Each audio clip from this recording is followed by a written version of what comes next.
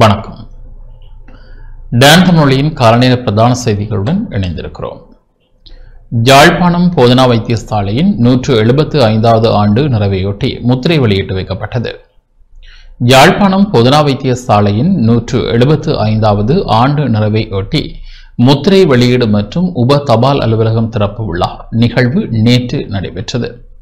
இந்நிகழ்வில் தென்னிந்திய திருச்சபை முன்னாள் பேராயர் எஸ். ஜெபனேசன் அடிகளாரும், தெல்லிப்பளை ஸ்ரீ துர்காதேவி தேவஸ்தான தலைவர் சாதனை தமிழன் ஆர். திருமுருகன், அருட்தந்தை ஜெபரட்னம் அடிகளார், நாடாளுமன்ற உறுப்பினர்களான சிவஞானம் ஸ்ரீதரன், சண்முகநாதன், ஸ்ரீ பவானந்தராஜா, ஜெயச்சந்திரமூர்த்தி, ரஜீவன், யாழ் மாவட்ட அரசதிபர் மானா பிரதீபன், உபதபால் அதிபர், வடக்கு மாகாணத்திற்கான உபதபால் அதிபர் உள்ளிட்டவர்களுடன் வைத்திய நிபுணர்கள், வைத்தியர்கள், தாதியர்கள் மற்றும் உத்தியோகஸ்தர்கள் கலந்து கொண்டனர்.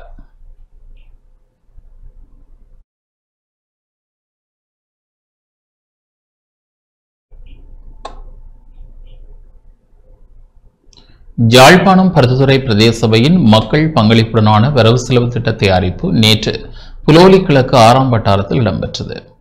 யாழ்ப்பாணம் பருத்தித்துறை பிரதேச சபையின் 2026ஆம் ஆண்டுக்கான மக்கள் பங்களிப்புடனான வரவு செலவு திட்ட தயாரிப்பு புலோலி கிழக்கு 6ஆம் வட்டாரத்தில் சபை தவிசாளர் உணா ஜுகதீஸ் தலைமையில் நேற்று பிற்பகல் இடம்பெற்றது.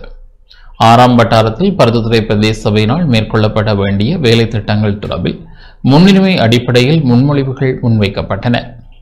இதில் பருத்தித்துறை பிரதேச சபை உப தவிசாளர் உமாகாந்தன், பருத்தித்துறை பிரதேச சபை உறுப்பினர் புலோலியூர் ரமணன், பருத்தித்துறை பிரதேச சபை உத்தியோகஸ்தர்கள், புலோலி 6ஆம் வட்டாரத்துக்குட்பட்ட சுமார் 120 வரையான கிராம மட்ட அமைப்புகளின் பிரதிநிதிகள் என பலர் பங்கேற்றனர்.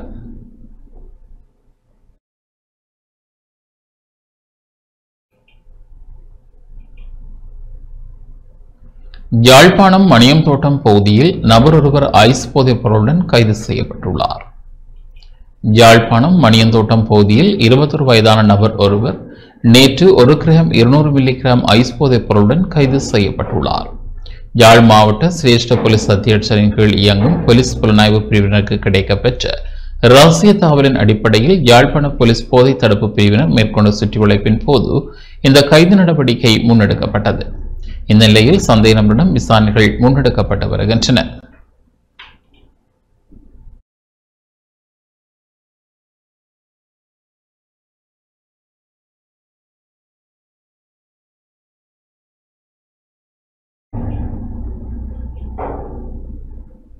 போதைப்பொருள் கடத்தல் மற்றும் குற்ற கும்பல்களின் செயற்பாடுகள் அரசியலுடன் பின்னி பிணைந்துள்ளதாக ஜனாதிபதி அனுரகுமார திசாநாயக்க தெரிவித்துள்ளார்.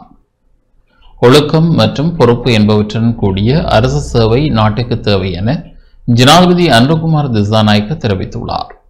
இலங்கை விமானப்படைக்கு ஜனாதிபதி வர்ணவேது வழங்கும் மற்றும் ஹெட் அதிகாரிகளை விமானப்படை அதிகாரிகளாக நியமிப்பது தொடர்பில் நேற்று காலை சீனக்குடா விமானப்படை கல்வி பீடத்தில் இடம்பெற்ற விழாவில் இவ்வாறு குறிப்பிட்டார்.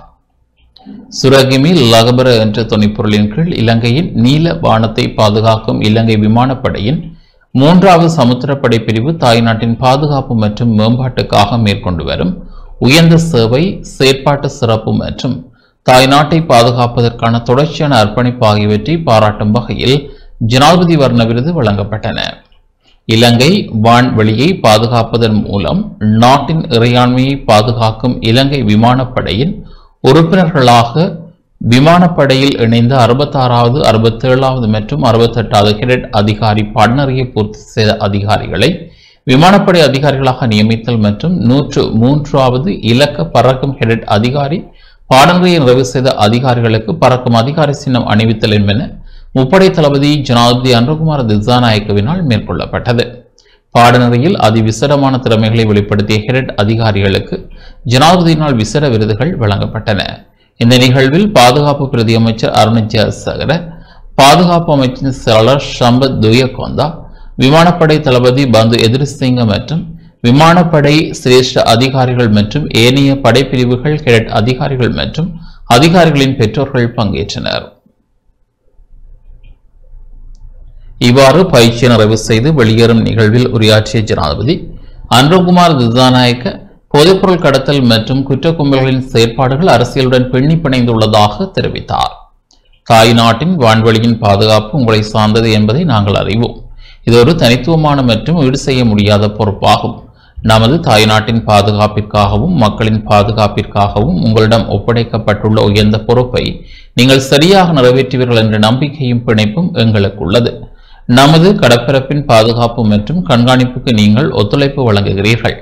இன்று நமக்கு ஒப்படைக்கப்பட்டுள்ள மிகப்பெரிய பொறுப்புகளில் நாடற்ற வகையில் நமது கடற்கரையின் எல்லைகளை கண்காணித்து அதன் பாதுகாப்பை உறுதி செய்வது மிகவும் முக்கியம் என நான் நம்புகிறேன். ஏனென்றால் நமது கடல் எல்லை ஊடாக குறிப்பாக சட்டவிரோத குடியேற்றவாசிகள், சட்டவிரோத பொருட்கள், போதைப் பொருட்கள் மற்றும் அண்மை காலத்தில் ஆயுதங்கள் கூட நாட்டுக்குள் எடுத்து வரப்பட்டதை நாம் கண்டிருக்கிறோம். எனவே கடல் எல்லையை பாதுகாப்பது என்பது தாய்நாட்டின் மற்றும் தாய்நாட்டில் வாழும் மக்களின் எதிர்பார்ப்பு மற்றும் நம்பிக்கையாகும். அந்த எதிர்பார்ப்பையும் நம்பிக்கையையும் நீங்கள் முறையாக நிறைவேற்றுவீர்கள் என்று எங்களுக்கு மிகுந்த நம்பிக்கை உள்ளது. இன்று போதைப்பொருள், அவற்றுடன் தொடர்புடைய குற்றங்கள் மற்றும் அந்த குற்றங்களுடன் தொடர்புடைய அரசியல் மற்றும் அரச இயந்திரம் இருப்பதை நாங்கள் புரிந்து கொண்டுள்ளோம். அதன் ஆழத்தையும் அளவையும் நாம் அளவிட முடியும். இது வெறும் போதைப்பொருள் கடத்தல்களோ வெறும் குற்ற செயல் மேற்கொள்ளும் கும்பல்களின் செயற்பாடுகளோ அல்ல. இது அரசியலுடன் பிணைந்துள்ளது. அரசு இயந்திரத்தின் சில பகுதிகள் நேரடியாகவும் மறைமுகமாகவும் இதற்கு பங்களித்துள்ளன. அந்த பேரழிவு நமது கிராமங்களுக்கும் பரவி வருகிறது. எனவே அந்த பேரழிவை தடுப்பதில் கடல்சார் கண்காணிப்பு மிகவும் முக்கியமானது. இன்று இந்த நாட்டில் உள்ள அனைத்து தொழில்களுக்கும் தொழில்முறைமை அவசியம். என்று நம் நாட்டில் உள்ள பல தொழில்களின் தலைவிதி மிகவும் நம்பிக்கைக்குரியதாக இல்லை. அரசு நிறுவனங்களுக்கு ஒரு குறிப்பிட்ட பொறுப்பு வழங்கப்பட்டுள்ளது. அந்த பொறுப்பு குறித்து நாட்டு மக்களுக்கு நம்பிக்கை உள்ளது. பிரஜைகளின் வரிப்பணத்தில் இருந்து அவர்களுக்கு சம்பளம் மற்றும் சலுகைகள் வழங்கப்படுகின்றன. ஆனால் அவர்களில் மக்களுக்கு எதிராக இந்த தொழிலை பயன்படுத்தும் ஒரு சிலரும் உள்ளனர் என்பதை நாங்கள் அறிவோம். எனவே இன்று நம் நாட்டின் அரச இயந்திரத்தில் தொழில்முறை குறிப்பிடத்தக்க அளவிற்கு வீழ்ச்சியடைந்துள்ளது. ஒவ்வொரு தொழிலுக்கும் தொழில்முறை மற்றும் திறமை மற்றும் அதனுடன் தொடர்புடைய ஒழுக்கம் மற்றும் பொறுப்புடன் கூடிய அரசு சேவை எங்களுக்கு தேவை என குறிப்பிட்டுள்ளார்.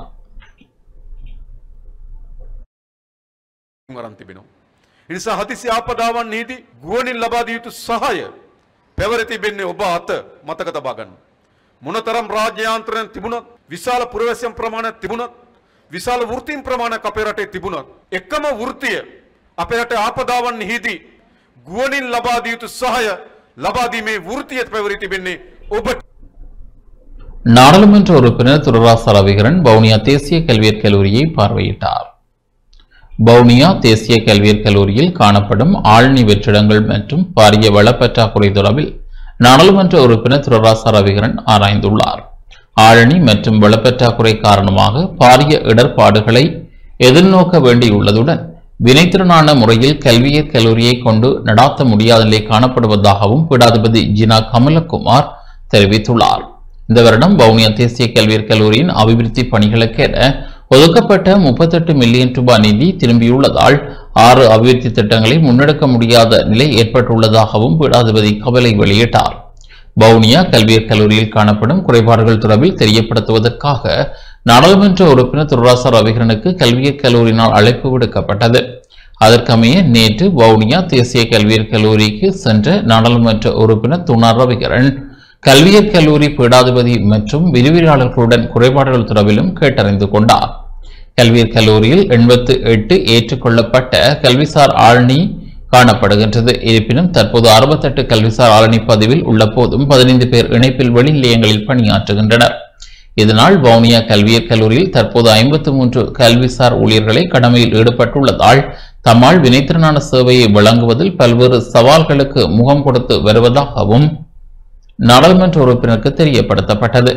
சாரதி, காவலாளி, முகாமித்துவ உதவியாளர்கள், நூலக பொறுப்பாளர், நூலக உதவியாளர் உள்ளிட்ட பல ஆள் நியமனங்கள் பூர்த்தி செய்யப்படாத நிலையில் வெற்றிடங்களாகவே காணப்படுகின்றன. இவ்வாறு வவுனியா தேசிய கல்வியற் கல்லூரியின் கல்விசாரா ஊழியர்களின் நியமனங்களில் பாரிய அளவு வெற்றிடங்கள் காணப்படுவதால் கல்வியற் கல்லூரியின் நிர்வாக நடவடிக்கைகளை சீராக பேணுவதில் பாரிய சவால்களை எதிர்கொள்ள வேண்டிய நிலை காணப்படுவதாகவும் பீடாதிபதியினால் சுட்டிக்காட்டப்பட்டது.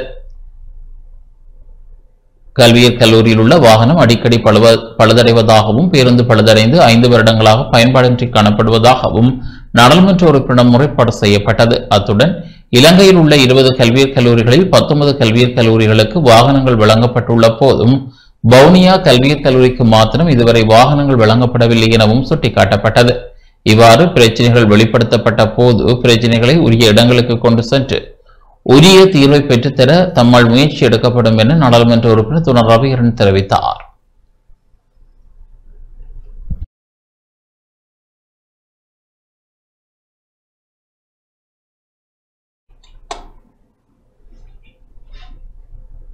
நாடாளுமன்ற உறுப்பினர் ஜீனா ராஜீவன் யாழ்ப்பாணம் கோப்பாய் போலீசாருடன் கலந்துரையாடலில் ஈடுபட்டார். போலீசாருக்கு தகவல் வழங்கும் மக்கள் பாதுகாக்கப்படாமை தொடர்பில் தேசிய மக்கள் சக்தியின் நாடாளுமன்ற உறுப்பினர் ஜீனா ராஜீவன் யாழ்ப்பாணம் கோப்பாய் போலீசாருடன் கலந்துரையாடலில் ஈடுபட்டார். கோப்பாய் பிரதேச குற்ற செயல்கள் தொடர்பில் போலீசாருக்கு தகவல் வழங்கும் போது அந்த தகவல்கள் குற்ற செயல்களில் ஈடுபடுபவர்களுக்கு வழங்கப்படுகின்றன. இது தொடர்பில் ஆராய்ந்த நாடாளுமன்ற உறுப்பினர் ஜீனா ராஜீவன் குற்ற செயல்கள் தொடர்பில் உரிய நடவடிக்கை எடுக்கப்பட வேண்டும் எனவும் எதிர்காலத்தில் இதுபோன்ற விடயங்கள் நடைபெறக்கூடாது எனவும் போலீசாரிடம் வலியுறுத்தினார். இந்த கலந்துரையாடலில் கோப்பாய் பிரதேச அமைப்பாளர் விவேக், பிரதேச சபை உறுப்பினர் கஜீவன் மற்றும் ஏனைய பிரதேச சபை உறுப்பினர்கள் இணைந்து கொண்டனர்.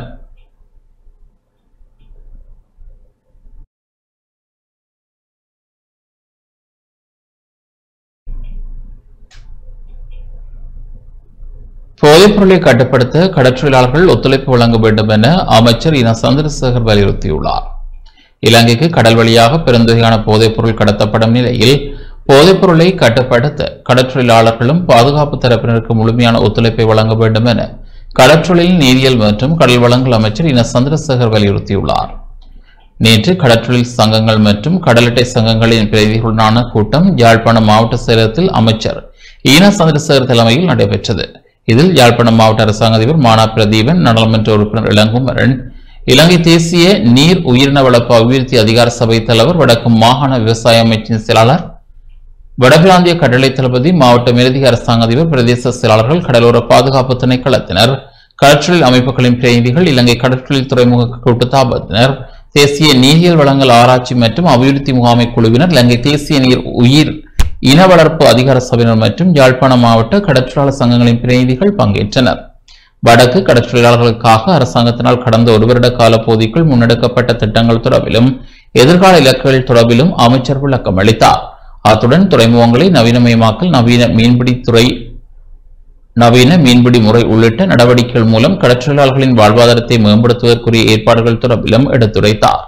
கடற்றொழிலாளர்களை சில போதைப்பொருள் மாவியாக்கள் போதைப்பொருள் கடத்தலுக்காக படக்காய்களாக பயன்படுத்துவதற்கு முற்படுகின்றனர் எனவும் அந்த மாவியாக்களின் வேலைகளில் கடற்றொழிலாளர்கள் சிக்கிவிடக் கூடாது எனவும் அமைச்சர் தெரிவித்தார். இதனால் போதைப்பொருளை முடிவு கட்டுவதற்கு அரசாங்கம் மற்றும் பாதுகாப்பு தரப்பு முன்னெடுத்துள்ள வேலை திட்டத்துக்கு கடற்றொழிலாளர்களும் முழுமையான ஒத்துழைப்பை வழங்க வேண்டும் என அமைச்சர் இன சந்திரசேகர் கோரிக்கை விடுத்தார்.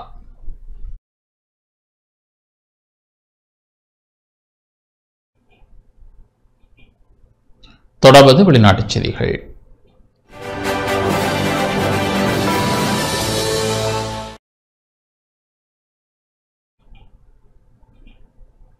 லெபனானில் இஸ்ரேல் நடாத்திய தாக்குதலில் ஹமாஸின் முக்கிய தலைவர் ஷாஹின் உயிரிழந்துள்ளார். லெபனானின் ஜிடோன் நகரில் இஸ்ரேல் நடாத்திய ட்ரோன் தாக்குதலில் ஹமாஸின் முக்கிய தலைவர் முகமது ஷாஹின் உயிரிழந்துள்ளார். இருதரப்பு யுத்த நிறுத்த காலக்கெடு முடிவடையும் நிலையில் இந்த தாக்குதல் நடத்தப்பட்டுள்ளது. இது பிராந்தியத்தில் பதற்றத்தை அதிகரித்துள்ளது. ஹமாஸ் இயக்கத்தின் லெபனான் செயற்பாட்டுத்துறை தலைவராக முகமது ஷாஹின் செயற்பட்டு வந்த நிலையிலே அவர் கொல்லப்பட்டதை இஸ்ரேல் ராணுவம் உறுதி செய்துள்ளது. ஈரானின் நிதியுதவி மற்றும் வழிகாட்டுதலின் பேரில் இஸ்ரேல் மக்களுக்கு எதிராக பயங்கரவாத தாக்குதல்களை திட்டமிட்டதற்காகவே முகமது ஷாஹின் இலக்கு வைக்கப்பட்டதாக இஸ்ரேலிய ராணுவம் தெரிவித்துள்ளது. முகமது ஷாஹினின் மரணத்தை ஹமாஸ் இயக்கமும் உறுதி செய்துள்ளதுடன் அவரை தங்கள் ராணுவ தளபதி என குறிப்பிட்டுள்ளது. லெபனானின் ஜிடோன் நகரில் முக்கிய வீதி ஒன்றில் சென்ற கார் மீது ட்ரோன் தாக்குதல் நடத்தப்பட்டது. இந்த தாக்குதலுக்கு பிறகு ராணுவ சோதனை சாவடி அருகே ஒரு கார் தீப்பிடித்திருந்த காணொலியும் வெளியானது.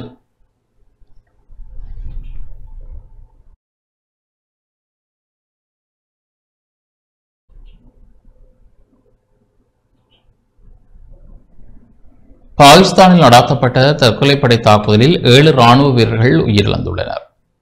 ஆப்கானிஸ்தானுடன் போர் நிறுத்தம் மற்றும் பேச்சுவார்த்தைக்கு அழைப்பு விடுக்கப்பட்டுள்ள நிலையில் பாகிஸ்தானில் நேற்று நடாத்தப்பட்ட தற்கொலைப்படை தாக்குதலில் 7 ராணுவ வீரர்கள் உயிரிழந்துள்ளனர். பாகிஸ்தானின் கைபர் பக்துன்வா மாகாணத்தில் உள்ள வடக்கு வசிரிஸ்தான் மாவட்டத்தில் அமைந்துள்ள ராணுவ தளத்தை குறிவைத்து இந்த தாக்குதல் நடத்தப்பட்டுள்ளது. நிரப்பப்பட்ட ஒரு வாகனத்தை செலுத்திய நபர் ராணுவ தளத்தின் நுழைவாயில் அந்த வாகனத்தை வெடிக்க செய்தார். இந்த தற்கொலைப்படை தாக்குதலில் 7 ராணுவ வீரர்கள் உயிரிழந்ததுடன் 13 பேர் படுகாயமடைந்தனர். இந்த தாக்குதலுக்கு தெஹ்ரீக்-இ-தாலிபான் பாகிஸ்தான் அமைப்பு பொறுப்பேற்றுள்ளது. ஆப்கானிஸ்தானை ஆளும் தலிபான்கள் தங்கள் எல்லையில் இருந்து பாகிஸ்தானுக்கு எதிராக தாக்குதல் நடாத்துவதாக பாகிஸ்தான் தொடர்ந்து குற்றம் சுமத்தி வருகிறது. சில நாட்களுக்கு முன் இந்த பயங்கரவாத அமைப்புகளை அழிப்பதாக கூறி ஆப்கானிஸ்தான் தலைநகர் காபூலில் பாகிஸ்தானின் விமானப்படை தாக்குதல் நடாத்தியது. இதற்கு பதிலடி கொடுப்பதாக தலிபான் அரசு எச்சரித்ததை தொடர்ந்து எல்லையில் கடுமையான மோதல் வெடித்தது. இந்த மோதலுக்கு பிறகு பாகிஸ்தான், ஆப்கானிஸ்தான் ஆகிய நாடுகள் 48 மணி நேர யுத்த நிறுத்தத்துக்கு ஒப்புக்கொண்டுள்ளன. இருதரப்பும் அமைதி பேச்சுவார்த்தைக்கு வர வேண்டும் என கட்டார் நாடு அழைப்பு விடுத்துள்ளது. இத்தகைய அமைதி முயற்சிகளுக்கு மத்தியில் நடந்த இந்த தாக்குதல் பிராந்தியத்தில் நிலவும் பதற்றத்தை மேலும் அதிகரித்துள்ளது.